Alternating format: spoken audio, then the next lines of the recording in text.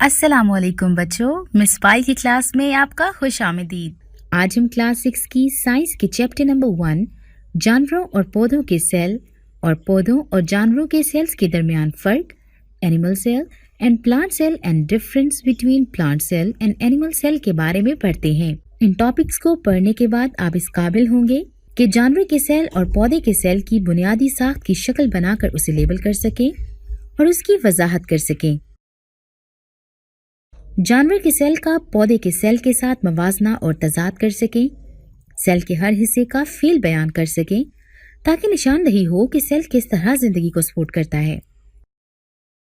आइए text book और video की मदद से पौधों और जानवरों के सेल की बुनियादी साख्त को समझते हैं। मैं एक सेल हूँ। जैसा कि आप जानते हैं, आपकी बॉडी सेल से बनी होती है और एनिमल्स और प्लांट्स की भी। सेल्स को सिर्फ माइक्रोस्कोप से ही देखा जा सकता है।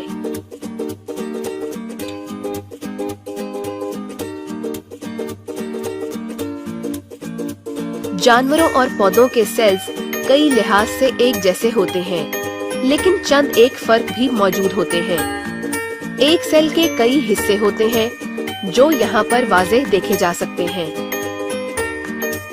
Cell wall.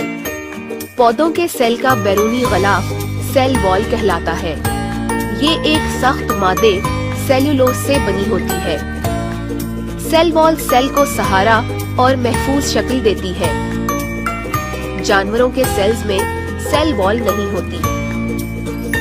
Cell membrane. जानवर के सेल का बैरूनी गलाफ सेल मेम्ब्रेन कहलाता है। पौधों के सेल्स में ये सेल वॉल के नीचे मौजूद होती है। सेल मेम्ब्रेन सेल के अंदर और बाहर जाने वाले मादों की हरकत को कंट्रोल करती है। साइटोप्लाज्म। सेल मेम्ब्रेन के अंदर मौजूद झिल्ली की तरह का मादा साइटोप्लाज्म कहलाता है। इसमें पानी और दूसरे कीमियाई मादे होते हैं। इसमें बहुत से सेल ऑर्गेनेलीज यानी सेल की छोटी छोटी साख्तें मौजूद होती हैं। एंडोप्लाज्मिक रेटिकुलम ये नालियों का एक जाल है। सेल के अंदर मादा जात की हरकत एंडोप्लाज्मिक रेटिकुलम के जरिए होती है। माइटोकॉन्ड्रिया सेल के वो हिस्से हैं जो सेल्स को एनर्जी फराहम करते हैं। क्लोरोप्लास्ट पौधे के सेल के वो हिस्से हैं जिनमें क्लोरोफिल होता है।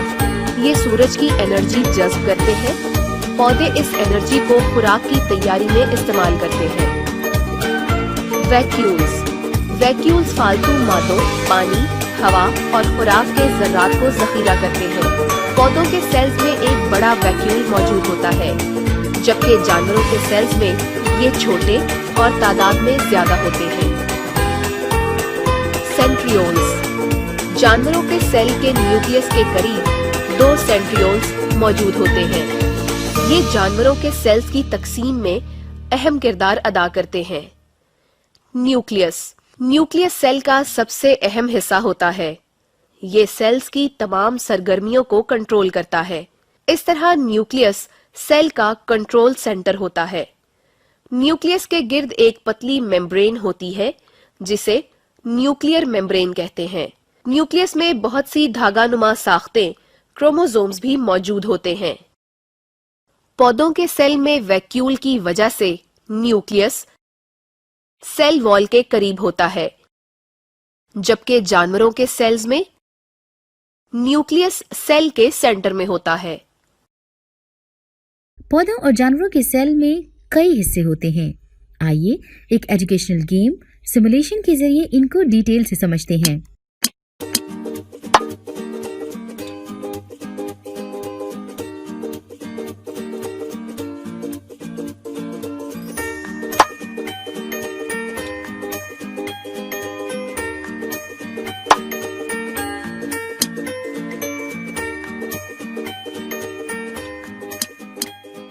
सेल मेम्ब्रेन जानवर के सेल का बैरूनी गलाफ सेल मेम्ब्रेन कहलाता है। पौधों के सेल में ये सेल वॉल के नीचे मौजूद होती है। सेल मेम्ब्रेन सेल के अंदर और बाहर जाने वाले मादों की हरकत को कंट्रोल करती है। माइटोकॉन्ड्रिया सेल के वो हिस्से हैं जो सेल को एनर्जी फ्राहम करते हैं।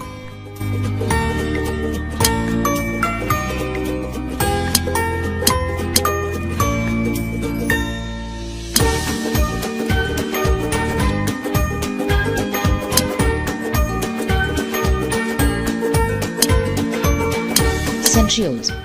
जानवर के सेल के न्यूक्लियस के करीब 2 सेंट्रियोल्स मौजूद होते हैं। ये जानवर के सेल की तकसीम में अहम किरदार अदा करते हैं। न्यूक्लियस। सेल का सबसे अहम हिस्सा इसका न्यूक्लियस है। ये सेल की तमाम सरगर्मियों को कंट्रोल करता है। इस तरह न्यूक्लियस सेल का कंट्रोल सेंटर होता है। साइटोप्लाज्म। सेल मेम्ब्रेन के अंदर मौजूद जेली की तरह का मादा साइटोप्लाज्म कहलाता है। इसमें पानी और दूसरे कीमियाई मादे होते हैं। इसमें बहुत से सेल ऑर्गेनेल्स मौजूद होते हैं। सेल के ज्यादातर अफ़ाल साइटोप्लाज्म में वक़ूअ पज़ीर होते हैं।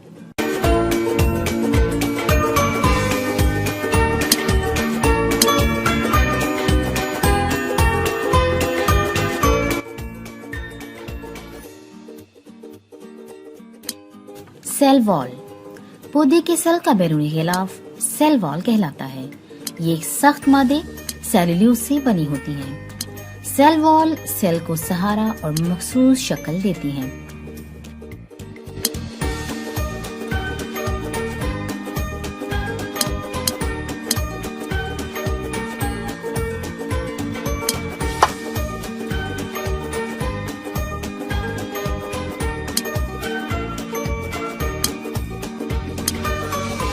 क्लोरोप्लास्ट पौधे के सेल के वो हिस्से हैं जिनमें क्लोरोफिल होता है। ये सूरज की एनर्जी जज़ब करते हैं। पौधे इस एनर्जी को खुराक की तैयारी में इस्तेमाल करते हैं।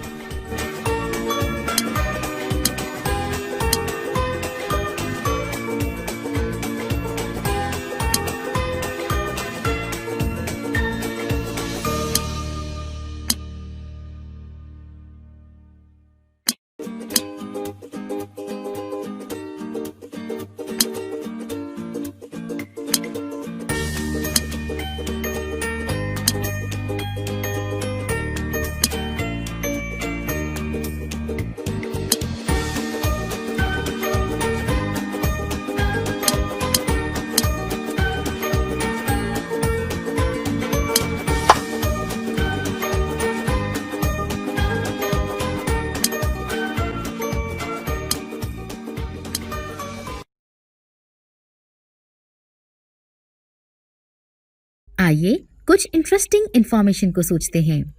जरा सोचिए, सेल मेम्ब्रेन में बहुत से छोटे छोटे सुराख होते हैं। इन सुराखों का क्या मकसद है?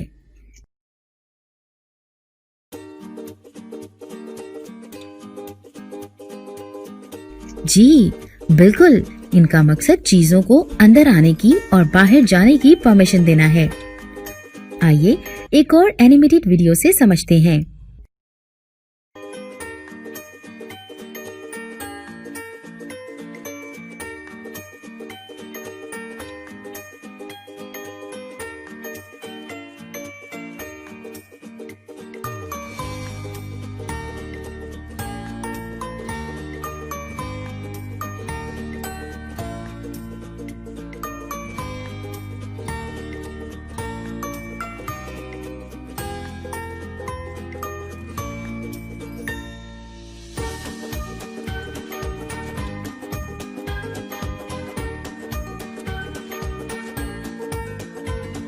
उम्मीद है कि आपको पौधों और जानवरों के सेल की साख के बारे में कॉन्सेप्ट क्लियर हो गया होगा।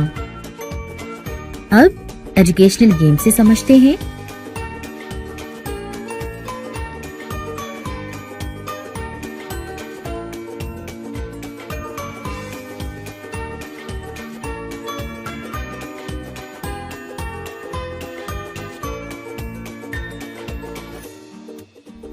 आइए कुछ सवालात के जवाब सोचते हैं। न्यूक्लियस में धागानुमा स्ट्रक्चर को कहते हैं। A thread-like structure in nucleus is called? Yes, chromosome is the correct answer. Interesting information. जरा सोचिए, अगर सेल का न्यूक्लियस निकाल दिया जाए तो सेल का क्या बनेगा? जी हाँ, अगर सेल का न्यूक्लियस निकाल दिया जाए तो ऐसे सेल को प्रोकैरियोटिक सेल कहेंगे। आइए अब हम कुछ सवालात के जवाब सोचते हैं।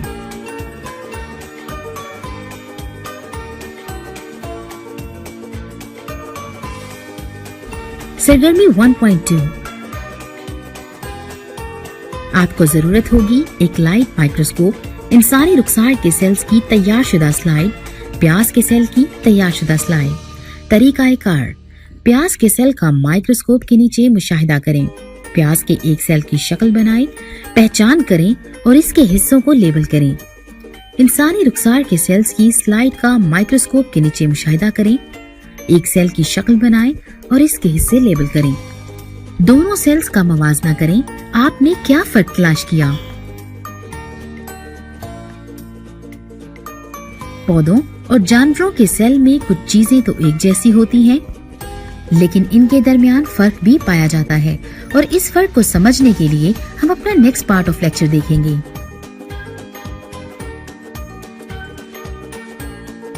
आइए अब बढ़ते हैं हमारे अगले टॉपिक की जानिब, पौधों और जानवरों के सेल्स के दरमियान फर्क, difference between plant cell and animal cell.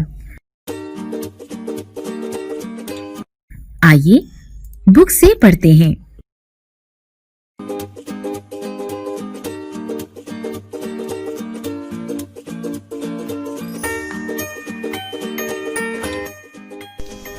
पौधे और जानवर के सेल्स के दरमियान फर्क, सेल मेम्ब्रेन, न्यूक्लियस, माइटोकॉन्ड्रिया और एंडोप्लाज्मिक रेटिकुलम वगैरह पौधे और जानवर दोनों के सेल्स में पाए जाते हैं, लेकिन इनके दरमियान कुछ फर्क होते हैं। पौधे का सेल, पौधे के सेल में सेल वॉल मौजूद होती है, जबकि जानवर के सेल में सेल वॉल मौजूद नहीं होती।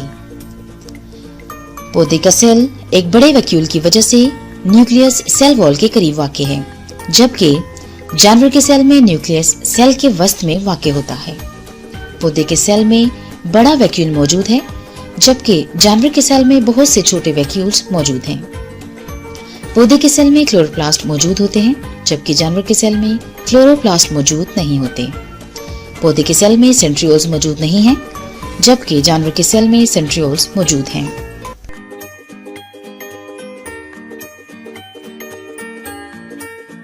तो बच्चों, उम्मीद है आपको पौधों और जानवरों के सेल्स के दरमियान फर्क के बारे में काफी समझ आ गई होगी। आइए इस टॉपिक से रिलेटेड एक वीडियो देखते हैं।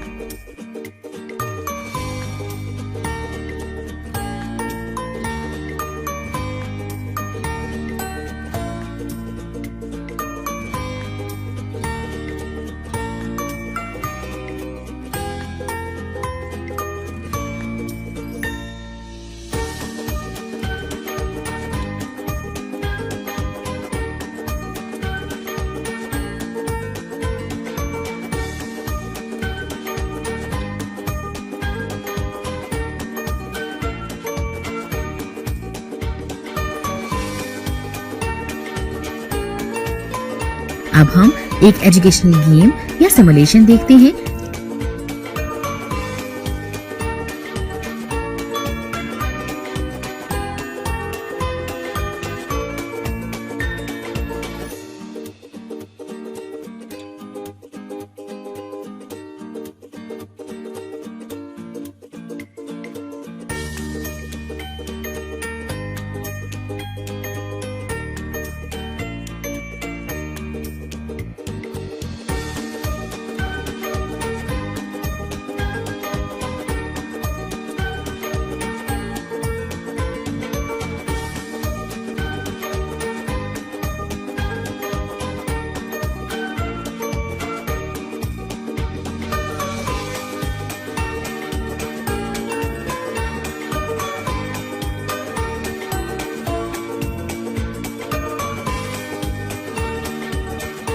तो चलिए आइए अब एनिमल सेल को समझने के लिए एक एजुकेशनल गेम या सिमुलेशन देखते हैं।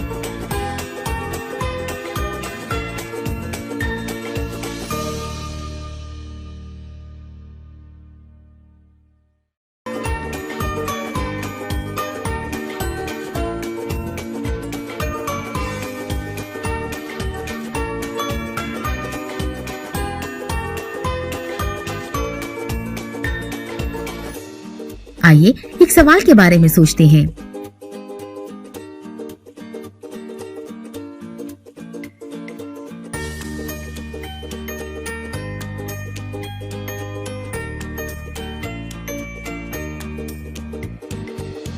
Do you know?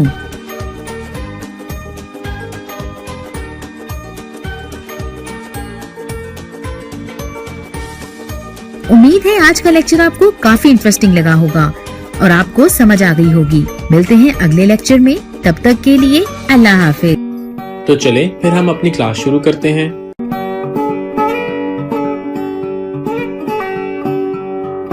Set well defined distinct objects और सिंबल की कलेक्शन को कहते हैं। ये तमाम ऑब्जेक्ट्स इसके मेंबर्स या एलिमेंट्स कहलाते हैं। अब हम डिफरेंट सेट्स और उनकी नोटेशंस को रिकॉग्नाइज करते हैं। सबसे पहले है set of natural number. Set of natural number को n के साथ डिनोट किया जाता है और मैथमेटिकली इसे इस फॉर्म में लिखा जाता है। Set of whole number. Set of whole number को w के साथ डिनोट किया जाता है और मैथमेटिकली इसे इस फॉर्म में लिखा जाता है। Set of integers.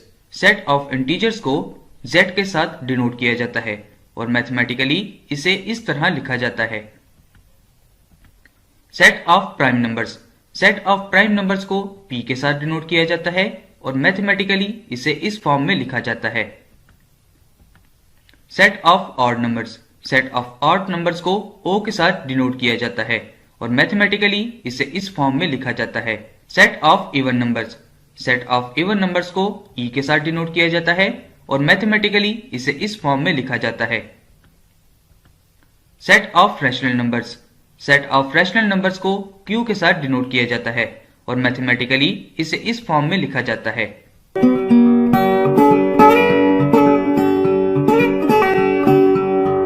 अस्सलाम वालेकुम बच्चों, मैं हूं आपका टीचर अल ख्वारिज़मी।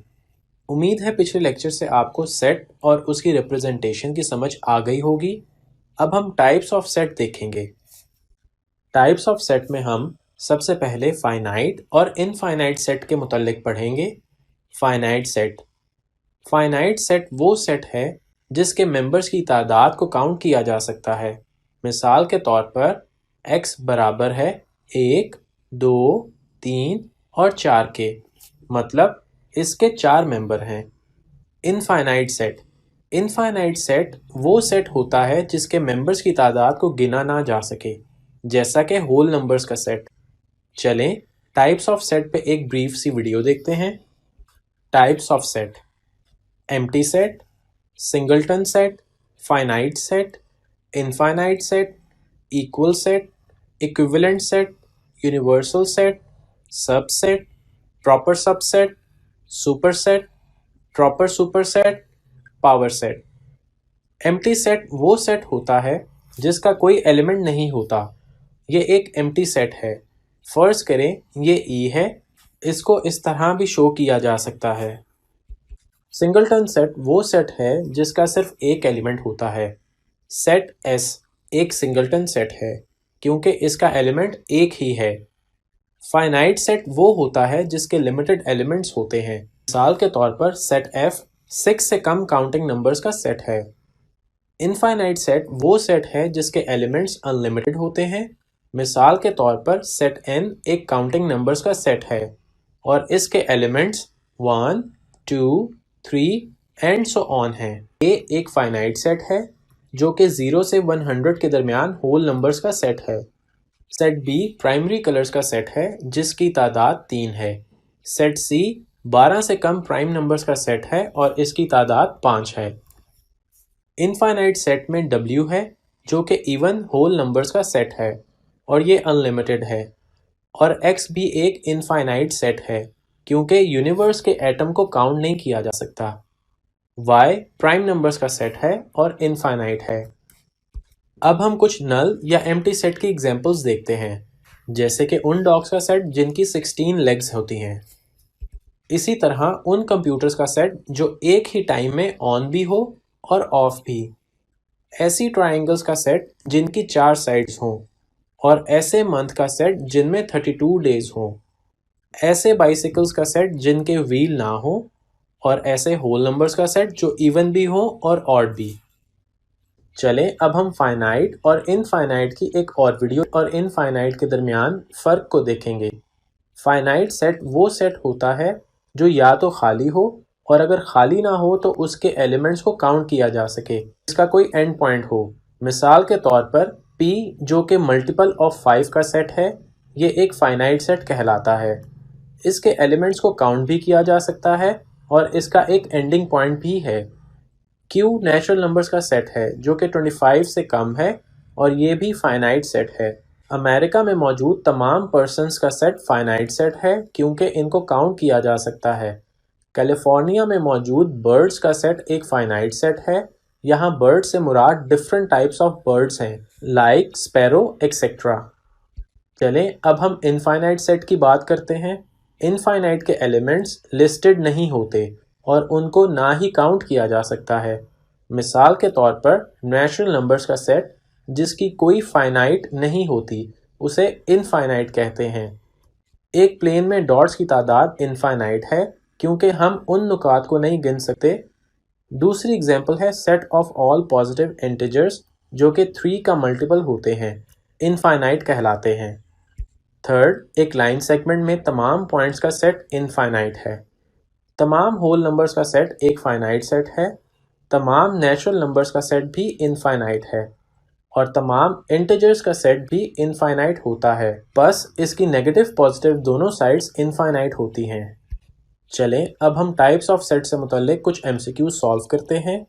Number 1, set G liquid, solid, gases, plasma किस टाइप का सेट है? Option 1 empty, option 2 finite, option 3 infinite या इनमें से कोई भी नहीं। तो इसका करेक्ट आंसर है फाइनाइट। नंबर 2, सेट H किस टाइप का सेट है? Option 1 empty, option 2 finite, option 3 infinite या इनमें से कोई भी नहीं। तो इसका करेक्ट आंसर है इनफाइनाइट। नंबर 3, इनमें से फाइनाइट सेट कौन सा है? ऑप्शन 1 वॉवल्स का set, option 2 days of week का सेट, ऑप्शन 3 प्राइमरी कलर का set, option 4 all of the above. इसका सही जवाब है ऑप्शन 4। नंबर 4, इनमें से इनफाइनाइट सेट कौन सा है? Option 1 integers, option 2 state in the USA, option 3 alphabets का set, option 4 none of the above. The answer is integers का सेट। नंबर 5, इनमें से एम्प्टी या नल सेट कौन सा है? Answer car with more than 20 doors, क्योंकि इस तरह की कोई कार है ही नहीं, बस ये एक नल सेट है। अब हम देखते हैं कि किस तरह हम एक सेट के सबसेट्स को फाइंड कर सकते हैं। इसके लिए हमें एक एग्जाम्पल को कंसिडर करना होगा। एग्जाम्पल में हमें एक सेट X दिया गया है और हमें इसके सबसेट्स को फाइंड करना है। सेट X के सबसेट्स को फाइंड करने से पहले अगर हमें ये मालूम करना हो कि इस सेट के कितने सबसेट्स हैं, तो उसके लिए एक फार्मूला होता है जिसके मुताबिक number of subset is equal to 2 की पावर नंबर ऑफ एलिमेंट्स। जैसा कि X सेट में ये तमाम लेटर्स इसके एलिमेंट्स कहलाते हैं और इनकी तादाद 2 की पावर 4 है, जिसकी वजह से इस सेट के नंबर ऑफ सबसेट्स 16 होंगे। सबसेट में सबसे पहला सेट एम्प्टी सेट होता है। एम्प्टी सेट के बाद हम A को अलहदा सबसेट में लिखेंगे, B को अलहदा सबसेट में लिखा जाएगा, C को अलहदा सबसेट में लिखा जाएगा, D को अलहदा सबसेट में लिखा जाएगा।